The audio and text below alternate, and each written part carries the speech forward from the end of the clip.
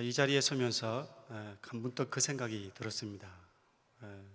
이른 아침에 나오시면서 피곤하고 또 여러 가지 또 사역으로 다 힘드신데 이 귀한 자리에 나오신 분들을 주님은 어떤 모습으로 보실까 그 생각을 했습니다. 그 표정으로 그 마음으로 여러분을 섬기고 싶지만 또 제가 그렇지 못한 부분을 이해하시고 오늘 말씀을 오래 두었으면 좋겠습니다.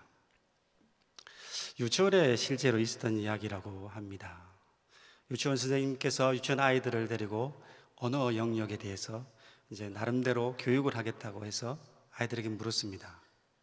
아시고 벌써 웃으시는 분 계시는데, 우리 유치원생 여러분, 고자로 시작하는 말이 뭐가 있을까요? 고자로 시작하는 말이 뭐가 있을까요? 고양이요. 또 어떤 아이는 고무줄요. 그때 말을 하지 않고 있는 저기 있는 병수에게 물었습니다. 병수야, 너는 고자로 시작하는 말이 뭐가 있다고 생각해? 곤회요. 곤회? 아니, 이렇게 어려운 말을. 선생님이 너무 감동을 했습니다. 가르친 보람을 느꼈죠. 그래서 다른 반 선생님에게 달려가서 자랑을 했습니다.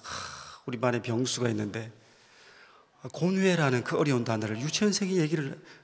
그때 마침 병수가 교무실 앞을 지나고 있었습니다. 병수야, 잠깐만 여기 와봐. 너 방금 곤회라고 했는데 곤회가 무슨 말이지? 돌고래요. 바다에 있는 거 있잖아요. 병수는 고래를 제대로 발음하지 못해 곤회라고 했던 것입니다. 오늘 우리가 다루고 또 우리가 성경에서 읽은 고난, 이 단어도 상당히 어려운 단어입니다. 사도 바울은 오늘 본문을 통해서 이 고난에 대해서 쭉 얘기를 합니다. 잔잔한 바다는 노련한 해병을 만들지 못한다라는 영국 속담이 있습니다. 바다의 온갖 시련, 고난이 강인한 군인을 만든다는 얘기입니다. 도자기는 굽는 온도에 따라서 여러 가지, 4가지 종류가 나온다고 합니다. 그 첫 번째, 700도에서 낮은 온도에서 구워내면 토기가 된다고 합니다. 그리고 1000도에서 1100도 사이의 온도에서 구워내면 도기가 된다고 합니다. 여러분, 화분, 붉은 화분 있지 않습니까? 분갈이 할 때 쓰는 화분이 도기입니다. 1100도에서 1200도 사이에서 구워내면 장독대와 같은 석기가 나온다고 합니다. 1300도가 넘는 고열에서 구워내면 고려청자, 백자와 같은 자기가 만들어집니다. 토기와 자기가 물론 그 용도와 쓰임은 각각 다를 수 있지만 가격면에서, 가치면에서는 엄청난 차이입니다. 700도를 견딘 토기, 1300도 이상의 고온에서 견디는 도자기, 자기, 고려청자, 그 가격은 수백 배, 수천 배가 나지 않습니까? 고난은 이렇게 우리를 연단해서 우리 인생을 값지게 만듭니다. 요셉은 고난을 통해서 위대한 하나님의 종으로 민족을 살리는 인물로 세워졌습니다. 사도 바울은 사랑하는 아들과 같은 디모데에게 오늘 본문의 말씀을 통해서 고난을 받으라 이렇게 말씀하십니다. 옆 사람에게 고난을 받으라 얘기했을 때 한 대 안 맞으면 누구에게도 행복한 얘기는 아닙니다. 행복해라, 건강해라, 아프지 말자, 좋겠지만 오늘 사도 바울은 고난을 받으라, 그리고 그 앞에 복음과 함께 고난을 받으라 라고 권면하고 있습니다. 고난하면 사도 바울에게 이력이 나 있습니다. 사도 바울은 숱한 고난 가운데 그 고난을 겪었고 고난을 경험했고 지금도 로마 감옥에 투옥되어 고난 중에 있습니다. 디모데가 사도 바울을 처음 만난 것이 루스드라인데 첫인상이 루스드라에서 사도 바울이 복음을 전하다가 유대인들의 돌에 맞아서 급한 죽을 지경이 됐을 때 디모데가 만났습니다. 그러니 바울은 그저 고난과 시작하고 고난과 살고 고난 속에 있는 사람이고 지금도 고난 중에 있는 사람입니다. 고린도후서 11장에는 사도 바울이 선교 여행을 하면서 복음을 전하면서 얼마나 많은 고생을 했는지 그 내용들이 쭉 기록되어 있습니다. 마치 간정을 하듯이 복음을 전하면서 사람들에게 따돌림 당하고 체포되고 매를 맞고 죽을 지경이 될 때까지 매를 맞고 투옥되고 그리고 배를 타고 3번 이상 파선하고 표류돼서 일주일간 바다 위에 떠돌면서 살지 죽을지도 모르는 그런 위험한 시간들을 보냈습니다. 수많은 위험들, 외압들, 또 음모들, 죽이려고 하는 수많은 사람들의 추격, 그 속에 고난 가운데 살았던 사람이 사도 바울입니다. 그런데 사도 바울은 그 고난의 가운데 살았던 자기 자신이 얼마나 힘들었겠습니까? 얼마나 고단한 생이었습니까? 저는 문득 그 생각이 들었습니다. 사도 바울의 위대한 생에 복음 예수 그리스도를 빼고 그의 삶만을 얘기한다면 어쩌면 가장 불행하게 살다 간 인물이 아닐까. 그 정도로 고생을 많이 했습니다. 이런 사도 바울이 사랑하는 아들 같은 디모데에게 고난을 받으라, 그렇게 말합니다. 사도 바울이 복음을 위해서 고난을 받았듯이 너도 나처럼 고난을 받으라, 그렇게 말하고 있습니다. 성경에는 사도 바울이 왜 고난을 받고 투옥된지에 대해서 잘 얘기해 줍니다. 그것은 바로 복음 때문입니다. 10절에 보면 사도 바울이 우리 구주 그리스도 예수, 우리 구주 그리스도 예수라고 표현하고 있습니다. 예수님, 그분은 우리의 구주 구세주이십니다. 그분은 메시아입니다. 구원자이십니다. 그리스도이십니다. 이것을 선포했기 때문입니다. 이 복음을 선포했기 때문에 사도 바울이 그렇게 고난 가운데 있었던 것입니다. 게다가 사도 바울이 활동할 그 당시는 로마의 황제가 네로였습니다. 그래서 기독교인에 대한 박해가 가장 극심할 때였습니다. 그 가운데 있으면서 사도 바울은 고난 가운데 고난으로 초대하고 있는 것입니다. 그 당시에 기독교는 별 볼일 없는 집단 종교에 불과했습니다. 예수 그리스도께서 저와 여러분 온 인류를 위해서 이루어놓으신 그 위대한 복음이 무시되고 받아들여지지 않고 외면됐습니다. 지도자들은 거부하고 도리어 체포하고 투옥하고 감옥에 가두고 죽이기까지 했습니다. 그 복음이 그들에게는 아무 유익이 없다고 생각했기 때문에 그 당시 천대받던 사람들의 모임 정도로 이해하고 있습니다. 그러니 그 박해가 얼마나 크겠습니까? 사도 바울은 그 고난, 그 지긋지긋한 고난, 그 평생의 고난을 짊어지고 살아가면서 왜 사랑하는 아들 같은 디모데에게 복음과 함께 고난을 받으라, 나처럼 고난을 받으라 라고 권면하는 것입니까? 그것은 바로 첫 번째로 부르심 때문입니다. 5절에 보면 내가 나의 안수함으로 라는 표현이 있습니다. 그리고 9절에 하나님이 우리를 구원하사 거룩하신 소명으로 부르셨다, 그렇게 표현하고 있습니다. 또한 11절에도 사도 바울이 내가 이 복음을 위하여 선포자와 사도와 교사로 세업을 입었다, 이렇게 반복해서 그 부르심에 대해서 언급하고 있습니다. 이것은 곧 디모데를 향해서 주시는 말씀이고 또한 저와 여러분을 향해서 주시는 말씀입니다. 우리는 모두 부르심을 받은 자들입니다. 교회는 에클레시아라고 헬라어로 말합니다. 그것은 부르심을 받은 자들의 모임, 공동체를 의미합니다. 우리 한 사람 한 사람이 교회이고 우리의 모임이, 우리의 공동체가 또한 교회이고 이것은 교회당입니다. 다시 말해서 우리 한 사람 한 사람은 다 부르심을 받은 자들입니다. 부르심을 받아서 여기 있는 것입니다. 그래서 복음과 함께 고난을 받으라 라는 이 말은 위대한 선교사 바울이나 그의 위대한 후계자 디모데에게만 주시는 것이 아니라 저와 여러분에게 부름받은 모두에게 주시는 말씀이라 할 수 있습니다. 흔히 부르심을 받은 사람 하면 목사, 장로, 안수집사, 권사, 서리집사 또는 찬양대, 교사, 찬양단, 헌신하는 분들로 생각할 수 있습니다.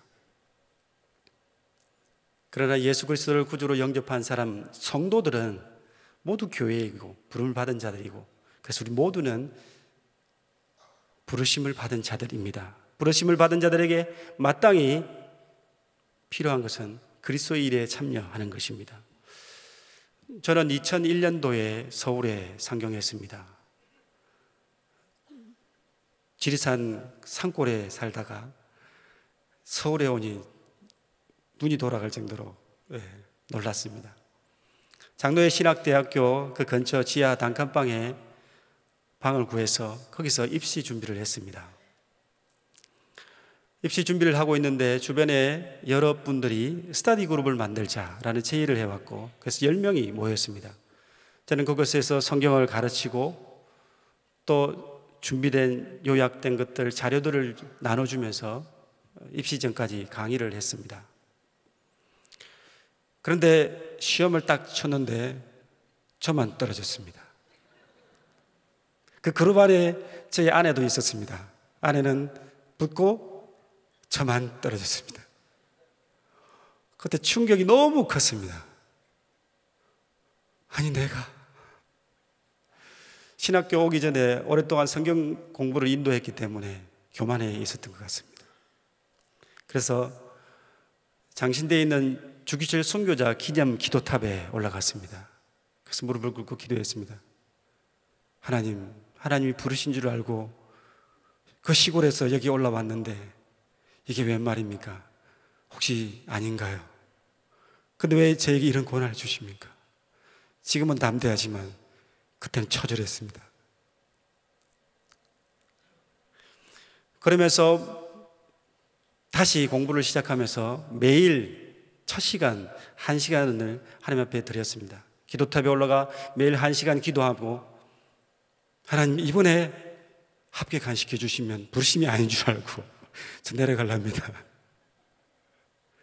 만약에 부르심이면 죽기까지 순교자적 삶을 살겠습니다. 그렇게 매일 기도하고 준비했습니다. 그리고 그 다음에 합격을 했습니다. 별로 감동이 없으시군요. 저는 막 우리 딸이 태어날 때 그 감격처럼 막 뛰었죠. 아, 하나님 나를 부르셨구나, 그렇게 믿고 이제는 겸손해야지 겸손히 공부에 전념했습니다.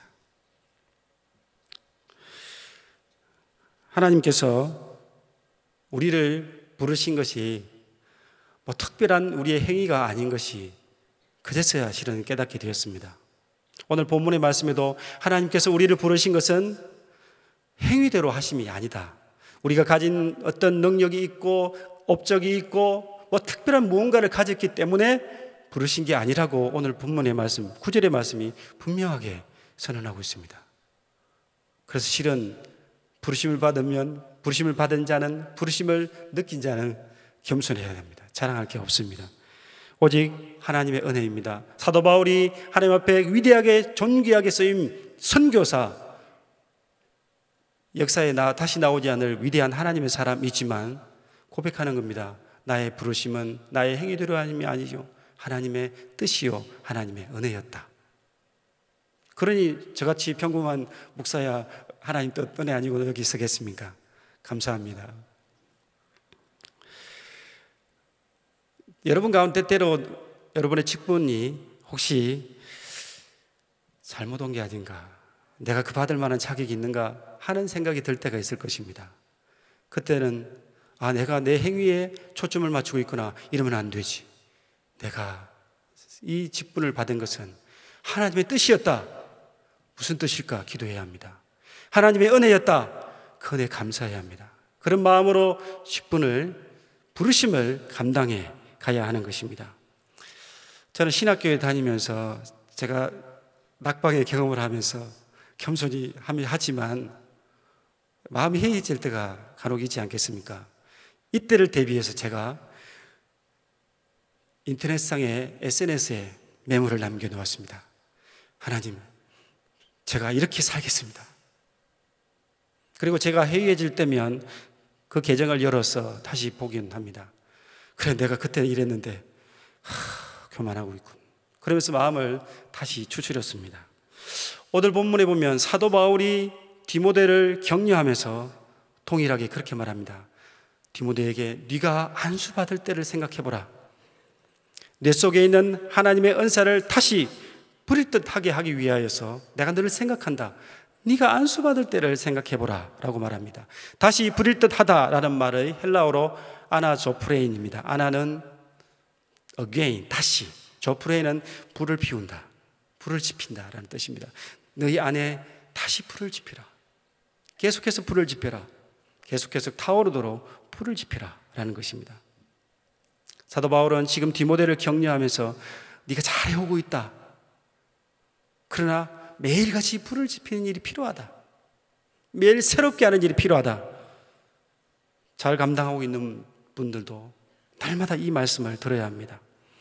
내게 주신 은사가 잘 유지되고 거기서 하나님 앞에 잘 쓰임받을 수 있도록 날마다 불을 지펴야 한다고 했습니다.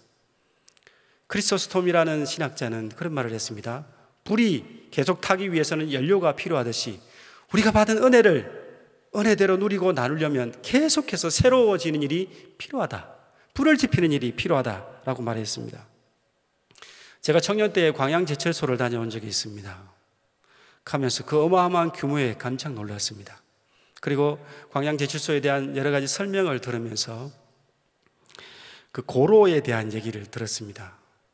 높은 온도의 그 고로는 한번 불을 지피면 약 수명이 15년 정도 되는데 수명이 다할 때까지 불을 꺼서는 안 된다고 합니다.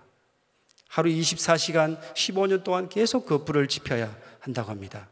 만약 불이 꺼지게 되면 그 용광로 고로 안에 녹아있던 쇳물이 굳어지면 다이너마이트나 폭탄으로도 이게 해체가 잘 안 된다고 그럽니다.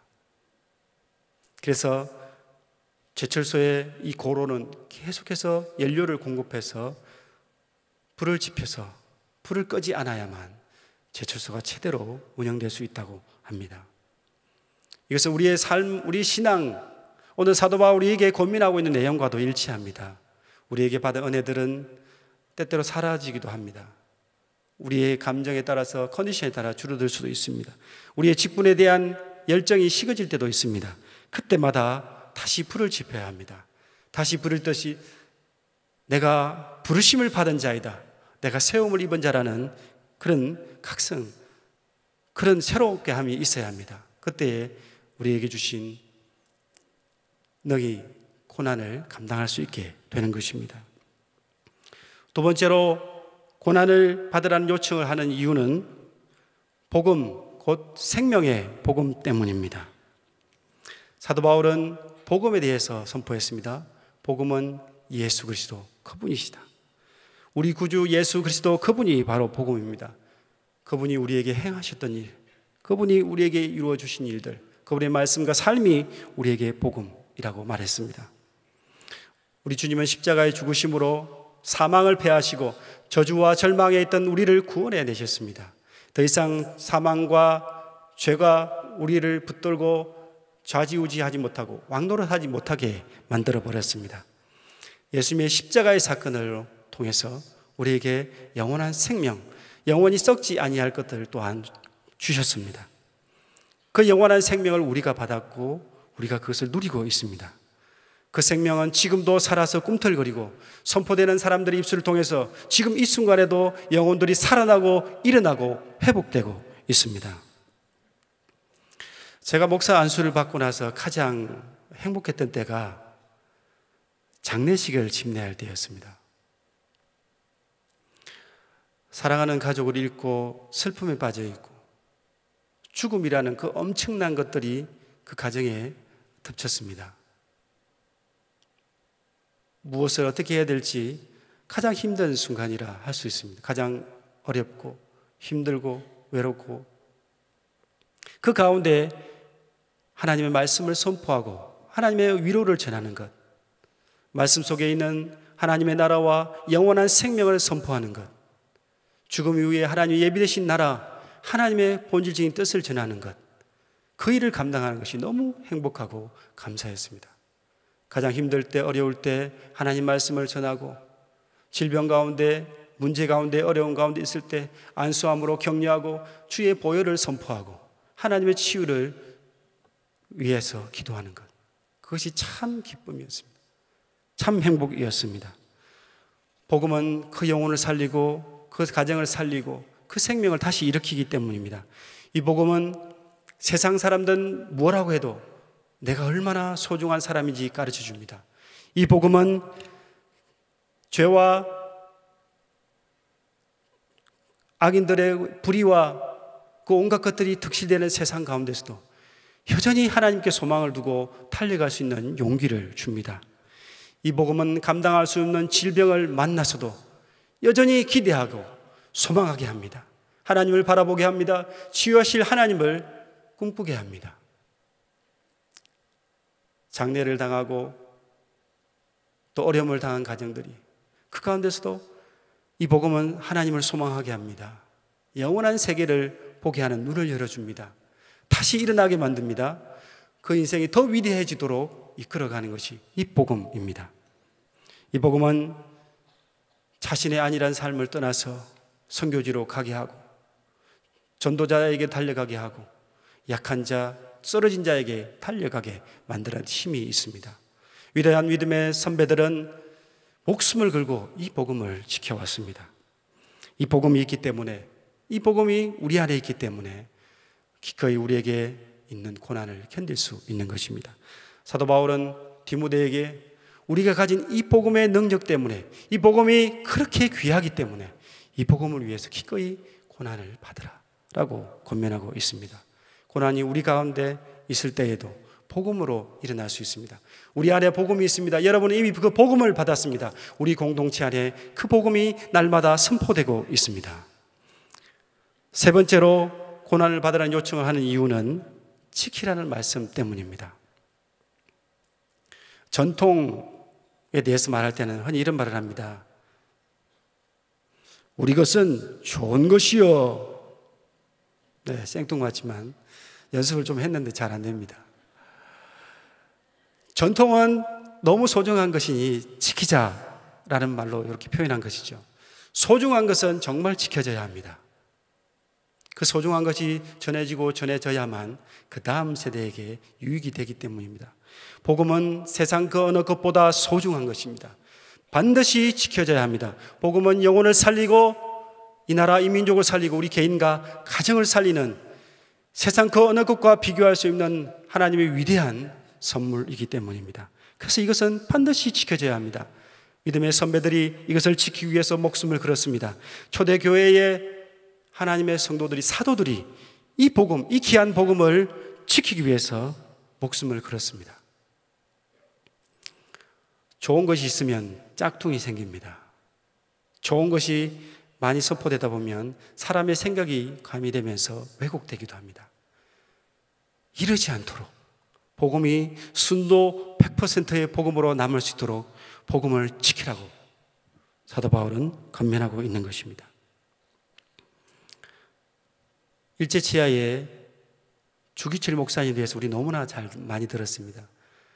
그분은 이 복음을 지키기 위해서 옥고를 치르시고 죽어가셨습니다. 6.25 때에도 북한군에 의해서 신앙을 위협하는 그런 일들이 많았습니다. 복음을 빼앗아가기 위한 공격들이 있었습니다. 이것을 빼앗기지 않기 위해서 수많은 사람들이 고난을 당했습니다. 전에 국내 성지순례를 돈 적이 있는데 그때 염산교회를 간 적이 있습니다. 영광군 엄선읍 봉남리에 있는 염광교회. 그 염광교회는 6.25 때 예배당이 완전히 불타버렸다고 합니다. 그리고 거기에 심호하시던 김병호 목사님과 허상 장로님, 그리고 교인의 3분의 2에 해당하는 77명의 교인들이 순교했다고 합니다. 순교자 명단이 쭉 있는데 거기에서 두 번째 순교자라고 되어 있는 사람 이름 앞에 눈이 멈췄습니다. 노병재 집사부부. 제가 노병수잖아요. 갑자기 우리 집안이네 하는 생각이 들었습니다. 따지면 형님쯤 되려나? 그 생각을 하면서 이분들의 죽음이 확 제게 몰려왔습니다. 가족의 이야기처럼, 내 이야기처럼 막 밀려왔습니다. 이 77명이 이 복음을 지키기 위해서, 신앙을 지키기 위해서 목숨을 초계와 같이 버렸구나 하는 그런 마음이 밀려왔습니다. 독일의 신학자 본 헤프는 미국의 교수로 초빙을 받아서 편안하게 지낼 수 있습니다. 나치 지하에서 미국으로 도피하여 살 수도 있었지만 그는 독일로 들어갑니다. 만약 이 전쟁이 끝난 이후에 독일을 재건하고 독일 교회를 다시 세우는 일에 내가 쓰임받으려면 그들과 함께 해야 한다라고 생각한 거고, 들어가서 반나치 운동을 벌이다가 1945년 감옥에서 처형을 당합니다. 그분의 유명한 말 중에 하나가 교회의 치명적인 적은 값싼 은혜다라고 말했습니다. 값싼 은혜는 그리스도를 본받지 않는 은혜, 그리스도로 인한 고난을 회피하는 은혜, 성육신을 실천하지 않는 은혜, 이것은 값싼 은혜다. 경계해야 할 적이다. 우리가 은혜를 값없이 받았지만 또 은혜 받은 자의, 또 부르심을 받은 자, 이 복음을 가진 자의 사명이 있는 것입니다. 기꺼이 그 복음을 위해서 고난을 감당할 수 있어야 한다라는 그런 귀한 도전의 말이기도 합니다. 복음을 위해서 고난을 받는다라는 것이 무엇일까요? 오늘날 예수 믿는다고 감옥에 데려가지 않고 체포하지 않습니다.